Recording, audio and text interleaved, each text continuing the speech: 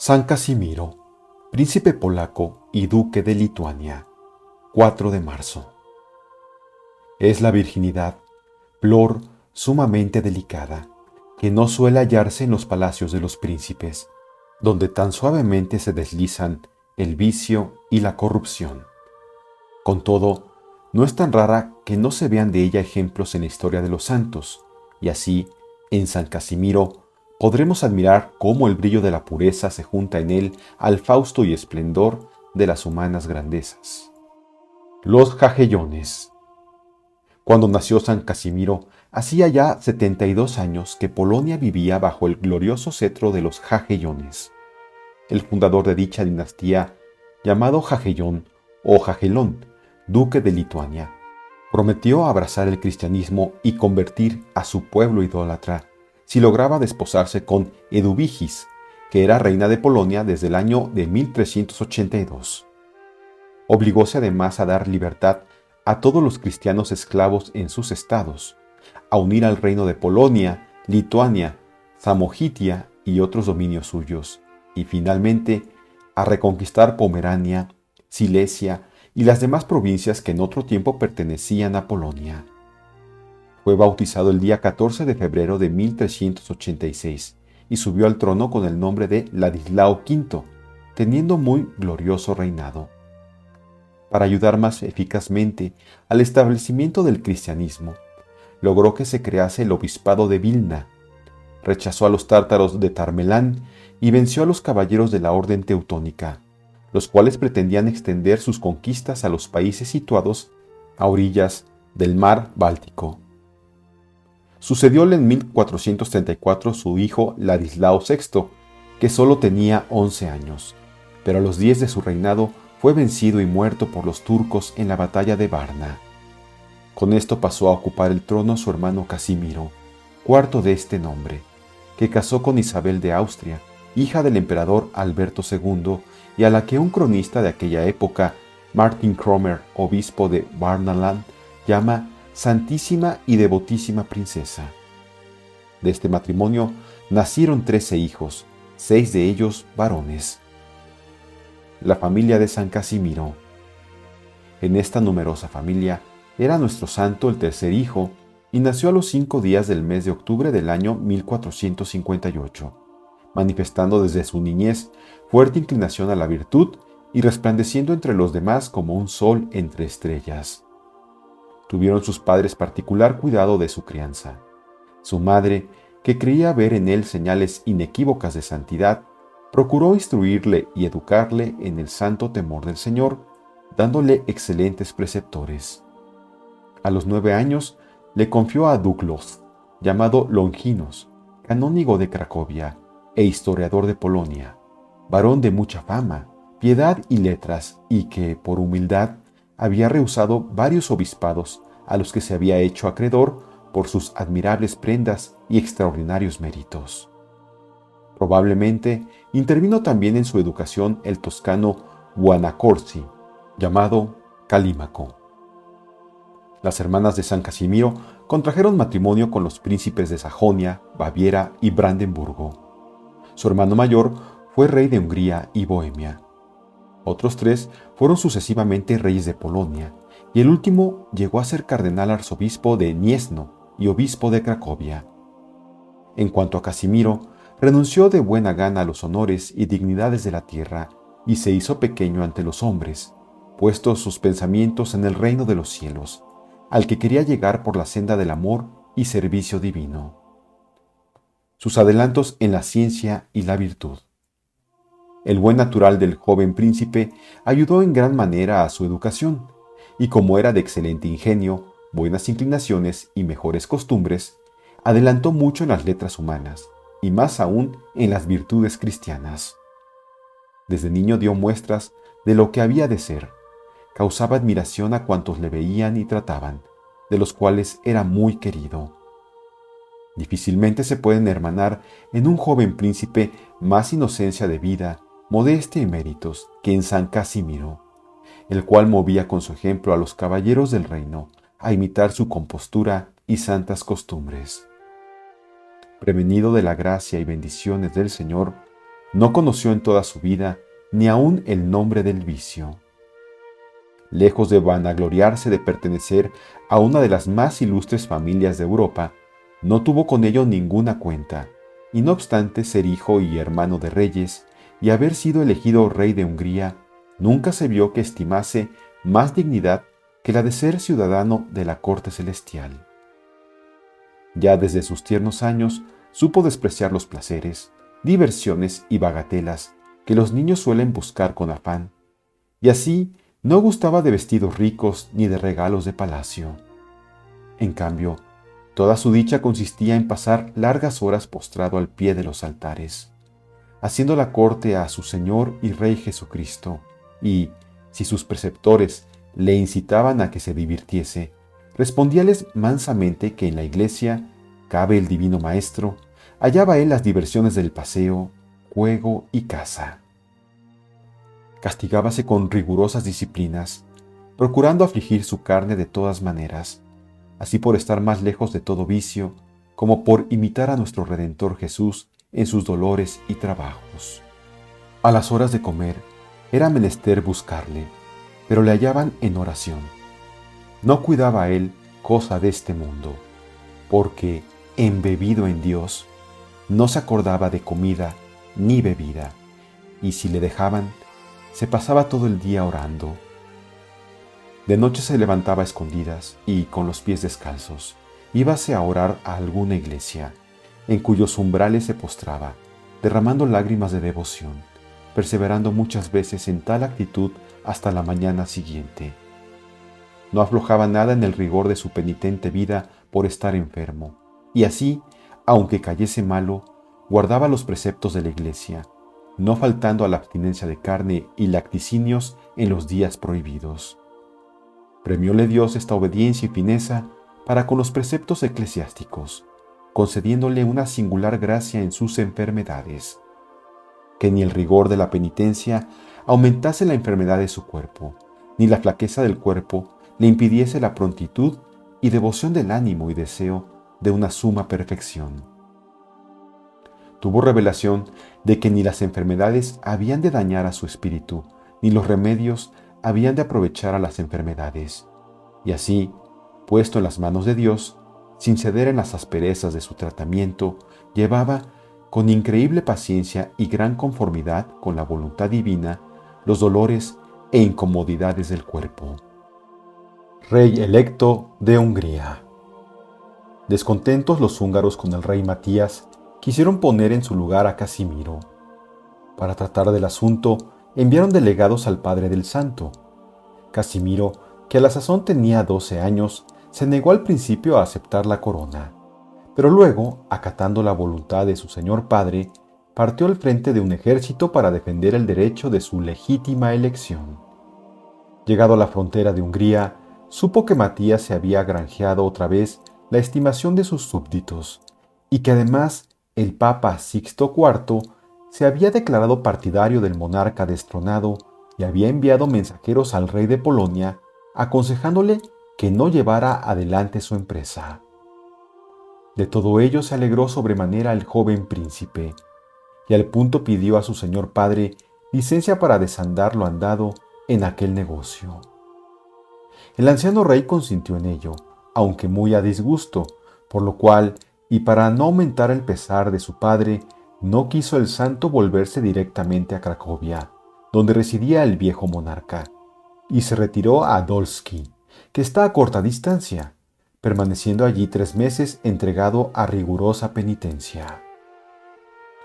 Supo más adelante que aquella expedición que le obligaron a emprender contra el rey de Hungría había sido injusta, y así otra vez que los húngaros pretendieron darle la corona, se negó resueltamente a aceptarla, a pesar de las súplicas y reiteradas órdenes del rey su padre.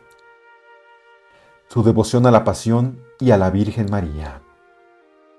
Era San Casimiro muy devoto de la Pasión de Cristo y, cuando oía hablar de los dolores y tormentos que el Salvador padeció en el huerto de los Olivos y en el Calvario, o meditaba el gran amor de Jesús, Señor nuestro, al hacerse víctima por nuestros pecados, su corazón se afligía y dolía tanto que muchas veces caía desmayado. Solo con ver un crucifijo le saltaban las lágrimas y quedaba arrobado en éxtasis. Estaba más tiempo en la iglesia que en el palacio. Trataba más con los religiosos y gente santa que con los grandes y príncipes del reino. Muchas veces permanecía en larga oración, enajenado de los sentidos del cuerpo, y, cuando asistía a misa, con frecuencia quedaba fuera de sí y con el alma unida a Dios. Fue notablemente devoto de la Virgen Santísima y ternísimo hijo suyo, llamándola su buena madre y hablando de ella con muchísimo afecto, respeto y ardiente amor. Saludábala cada día de rodillas y con mucha devoción, con unos versos latinos que él mismo había compuesto con grande artificio y elegancia. Es el himno Omni Die Dig Mariae, que tiene 60 estrofas de 6 versos, todas ellas embebidas en los piadosos sentimientos que llenaban su alma, como se verá por las que aquí traducimos. Alma mía, bendice a la Virgen cada día, solemniza sus fiestas, celebra sus grandes virtudes. Admira su grandeza y encumbramiento sobre todas las criaturas. No dejes de publicar la gloria que le escupo de ser Madre de Dios, sin dejar de ser Virgen. Hónrala para que te alcance perdón de tus culpas. Invócala para que no seas arrastrado por el impetuoso torrente de tus pasiones. Aunque sé muy bien que María es superior a toda alabanza, sé también que es locura el no alabarla. Todos hemos de alabarla y ensalzarla, y jamás debiéramos cesar de venerarla e invocarla. Oh María, ornato y gloria de tu sexo y bendita entre todas las mujeres, tú que eres reverenciada en toda la tierra y ocupas tan elevado puesto en los cielos. Dígnate oír las súplicas de quienes se honran cantando tus alabanzas. Alcánzanos perdón de nuestros pecados y haznos dignos de la eterna felicidad. Dios te salve, Santísima Virgen, pues por ti se nos abrieron las puertas del cielo a nosotros, miserables. A ti no te pudo engañar ni seducir la infernal serpiente. Oh tú, la reparadora, oh tú, la consoladora de las almas desesperadas, líbranos de la infeliz suerte de los réprobos. Líbrame de aquel estanque de fuego donde se padecen todos los tormentos, y consígueme por tu intercesión un lugar en la gloria. Alcánzame el ser casto, modesto, manso, bueno, sobrio, piadoso, prudente, recto y enemigo de toda mentira y artificio. Alcánzame la mansedumbre y el amor a la concordia y a la pureza, y gracia para ser fiel y constante en el camino del bien. No contento con rezar este himno todos los días en forma de súplica, quiso que lo pusieran en su sepulcro y en él fue hallado, bajo su cabeza, a los 120 años de su muerte. Hay diversidad de opiniones respecto a quién sea el autor de este himno. Un autor moderno de autoridad, al editar una colección de poemas marianos de San Anselmo de Canterbury, tráelo en lugar preferente, atribuyéndolo al gran arzobispo inglés. Pero esto es solo cuestión histórica que nada merma la gloria de estos dos santos devotísimos de la Virgen María. Su pureza virginal y otras virtudes. La pureza y castidad de este fiel siervo de la Virgen María fueron virginales y angélicas desde su temprana edad, trasluciéndose tan maravillosamente en todas sus obras, que movía castidad a cuantos le trataban, y merced al cuidado sumo que tuvo de evitar todo peligro de perderlas, guardólas invioladas toda su vida. No solamente los jóvenes, sino también los sabios y virtuosos le miraban como espejo de santísimas costumbres. Su alma purísima y sin mancilla estaba desposada con Jesucristo, y hacia este divino esposo enderezaba todos sus amores. Quísole casar el rey su padre, así por la sucesión que esperaba, como porque, a juicio de los médicos, corría evidente peligro de la vida si no se casaba. Pero el santo y purísimo mancebo quiso antes estar sin salud y aún sin vida, que violar la flor de su virginidad, la cual guardó entera y pura, respondiendo que no conocía la vida eterna quien, con algún menoscabo de la pureza, quiera alargar la vida temporal. Fue modestísimo en el hablar. Siempre era su conversación de cosas santas y espirituales, de edificación y provecho para otros. Nunca permitió hablar delante de sí cosa que pudiera desdorar a tercero. Cuando oía a alguno murmurar, le corregía amigablemente, mas si, a pesar de ello, perseveraba, le reprendía con palabras graves y severas, y si lo tenía de costumbre, hacía que el rey su padre le despidiese de su servicio y echase de palacio. Hablaba con frecuencia de la belleza de la virtud y del feliz estado del alma que vive en paz y amistad con Dios nuestro Señor, y ponía en sus palabras tal energía y piedad que inflamaba en el amor divino a cuantos le escuchaban. «¡Oh, qué hermosa vida!», exclamaba, «la de un alma que está en gracia de Dios! Por la divina misericordia podemos llevar en la tierra la vida que los ángeles y los bienaventurados llevan en el cielo. Si así lo hacemos y cuidadosamente la conservamos, merecemos la eternidad feliz. Cuán insensatos son los hombres que viven entregados a las alegrías y aficiones terrenales. El remordimiento y la duda les atormentan de continuo, y los suplicios que les aguardan serán eternos». La casa en que residía Casimiro era como un templo donde se oraba sin cesar al Señor. En ella se practicaba el ejercicio de la oración como en los monasterios y casas religiosas. Todos sus criados seguían el ejemplo de tan santo príncipe. Tenía gran celo por la fe y aumento de la Santa Iglesia y procuraba la conversión de los herejes y reducción de los cismáticos a la obediencia de la silla romana. Para esto hizo que el rey mandase por un riguroso decreto que ninguna iglesia de los que no eran católicos y obedientes al pontífice romano se edificase de nuevo, ni las antiguas se reparasen. En otras muchas cosas, fue grande la vigilancia de San Casimiro contra los herejes, a los que sometió de forma tal que entonces nadie osó levantar cabeza. Coronaba estas y otras muchas virtudes con la caridad, que es reina de todas las demás.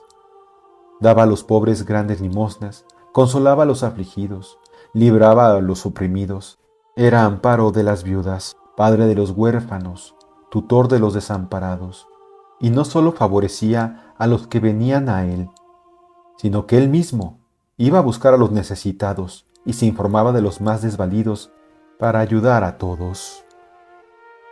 Muerte de San Casimiro. Tras una vida tan pura, virtuosa e inocente, no es maravilla fuese ya Casimiro fruto maduro para el cielo.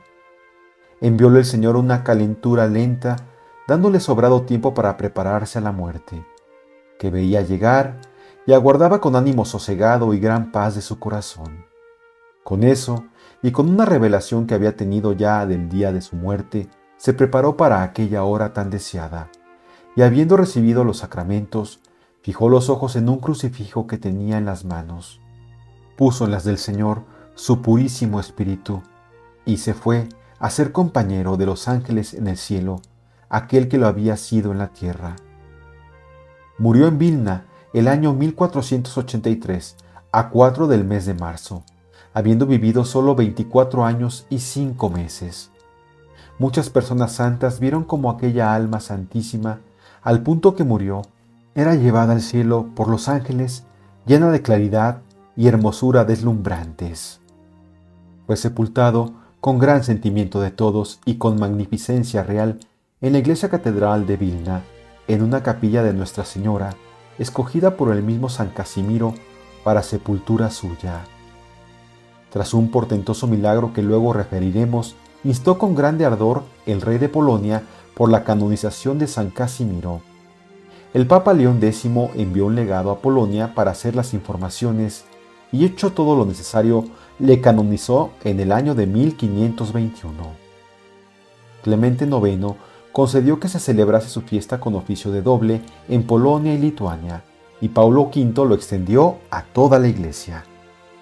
El día 16 de agosto de 1604 fue abierto el sepulcro del santo y hallóse su cuerpo entero e incorrupto después de 120 años de enterrado.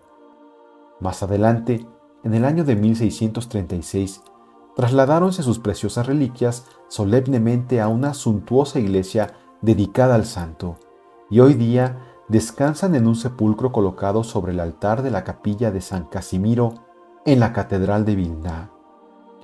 Fueron innumerables los milagros que hizo nuestro Señor por la intercesión de su siervo, para honrarle y manifestar cada día más su santidad. En 1654, el duque de Moscovia acometió con un poderosísimo ejército a Lituania, destruyendo y asolando cuanto topaban, talando, abrazando, matando o cautivando a cuantos hombres se encontraban. Viendo el miserable estado de su patria, se movieron algunos mancebos nobles a hacer rostro al enemigo con el favor de San Casimiro, a quien prometieron que procurarían su canonización si les daba la victoria. Acometíronlos con grandes ánimos porque, en tocando al arma, se apareció San Casimiro en el aire e hizo para los lituanos oficio de capitán. Apoderóse el pavor de los moscovitas, que volvieron las espaldas y quedaron muchos muertos de ellos, mientras que de los de Lituania no murió ninguno. Falleció en Vilna una doncella que se llamaba Úrsula, y sus padres, muy afligidos, fueron al sepulcro del santo príncipe y con lágrimas y gemidos le pidieron restituyese la vida a su hija. Oyólos el santo, y por su intercesión resucitó el Señor a la doncella, con lo que los padres quedaron muy gozosos y agradecidos, y todos admirados y muy devotos de San Casimiro. Invócasele contra la peste y los peligros de los viajes, y sobre todo como protector de la castidad.